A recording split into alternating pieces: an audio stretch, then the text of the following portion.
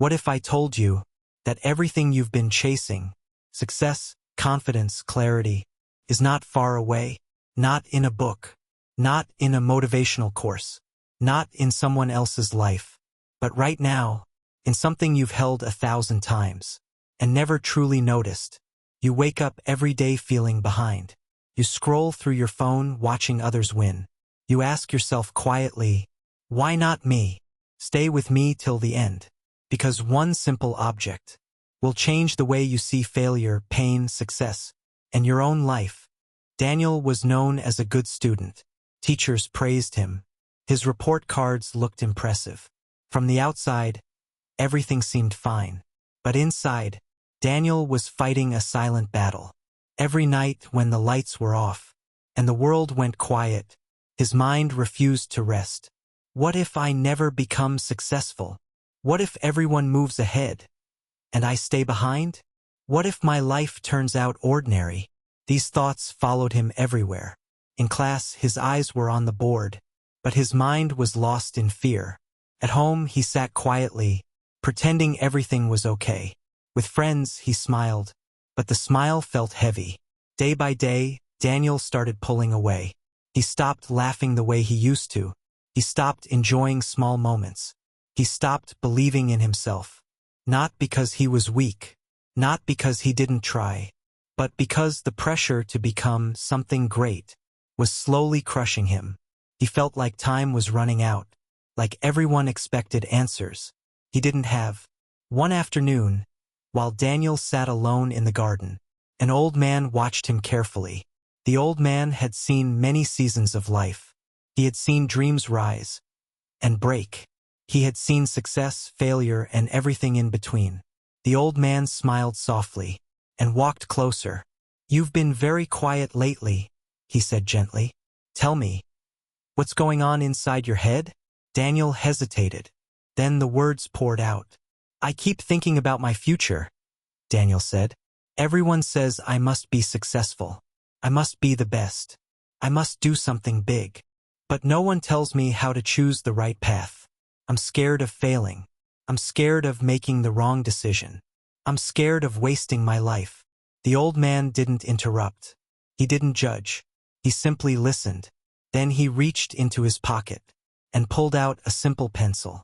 Nothing fancy. No cine. Just an ordinary pencil. He placed it in Daniel's hand. "Look at this carefully," the old man said, "because hidden inside this pencil are lessons most people learn too late." Daniel looked confused. "A pencil? How can this teach me anything about life?" The old man smiled softly. "Let me show you. This pencil cannot write by itself," the old man said. "It only works when someone holds it and guides it. In life, it's the same. No matter how intelligent you are, you will need guidance. Teachers, mentors, parents, even friends. Trying to do everything alone doesn't make you strong. It makes you stuck. Asking for help is not weakness. It is wisdom." Daniel felt something shift inside him. For the first time, he realized he didn't have to carry everything alone. The old man picked up a sharpener. "To become useful," he said, "this pencil must be sharpened. And sharpening is painful. A part of the pencil is lost. It hurts. But after that, it writes better. Life will sharpen you too. Failure, rejection, embarrassment, disappointment. These moments will hurt, but they are not here to destroy you. They are here to shape you. If you avoid pain, you avoid growth." Daniel swallowed hard. He thought about every failure. He tried to forget. Maybe they weren't signs of weakness. Maybe they were signs of becoming stronger. The old man turned the pencil around and showed the eraser. "When you write something wrong," he said, "you don't throw the pencil away. You erase. You correct. You try again. In life, you will make mistakes, bad decisions, wrong paths, missed chances. But mistakes do not define you. What defines you is whether you learn from them or let them stop you. Your past does not decide your future." Daniel felt tears fill his eyes. For the first time, his mistakes didn't feel like chains. They felt like lessons. The old man held the pencil up. People notice the wooden outside, he said, but the real value is the lead inside. In life, appearances fade. Money comes and goes. Titles change. Fame disappears. But character remains. Honesty, discipline, kindness, integrity. That is real success. Not applause.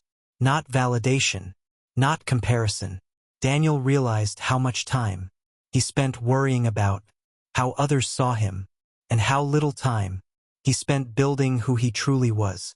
Finally, the old man said quietly, "Everywhere this pencil goes, it leaves a mark. One day your life will too.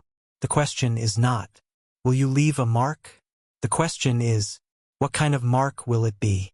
Will people remember your excuses, or your effort, your fear, or your courage, your complaints, or your kindness?" Silence filled the garden. But this silence felt different, felt clear. Daniel looked at the pencil in his hand. For the first time, success didn't feel like pressure, felt like direction. He finally understood. Being the best was never about being better than others. It was about becoming better than yesterday, choosing growth over comfort, character over shortcuts, meaning over approval. Daniel looked up and said softly, "I understand now. Success isn't about shining on the outside. It's about becoming strong on the inside." The old man smiled softly and nodded. "If you pay attention," he said, "even the simplest things in life can guide you toward greatness." Now let me ask you, what lesson is life trying to teach you right now? What pain is shaping you? What mistake is pushing you forward? What mark will you leave behind? You don't need to be perfect. You don't need to move fast. You just need to keep going. One lesson at a time. One decision at a time. One day at a time. Because sometimes, the smallest things carry the biggest truths. And sometimes, a simple pencil is all you need to rewrite your life.